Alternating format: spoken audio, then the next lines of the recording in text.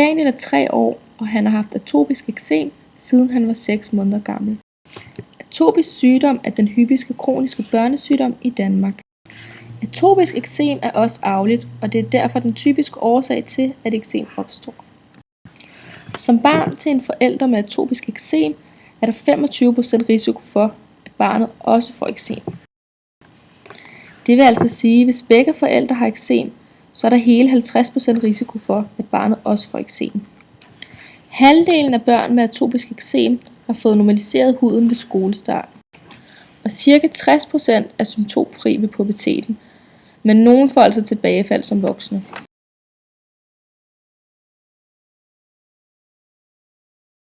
Ja, vi har opdaget, at Daniel har eksem, da han var 6 måneder, fordi han har den røde plet rundt om munden. Så vi har kontakt med vores læge og snakke om, hvorfor han har den der røde plet rundt om munden. Så vi finder ud af, at han har den børneeksem. Så vi har også senere kontakt med hudlæge, fordi vi skal have bestemme creme og hormoncreme til ham, at hjælpe med eksem.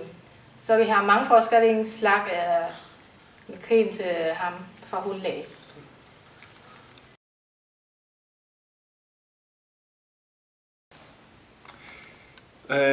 Det gjorde vi efter at vi kom ind til Roskilde sygehus med ham, fordi at de normale hudlæger gav op med at hjælpe ham.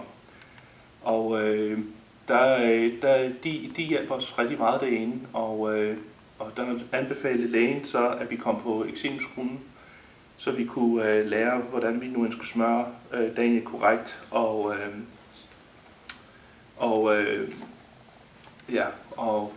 møde andre, som også havde de samme problemer.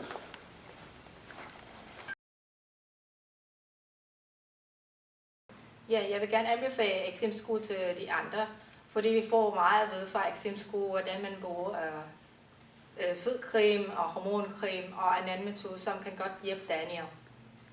Ja.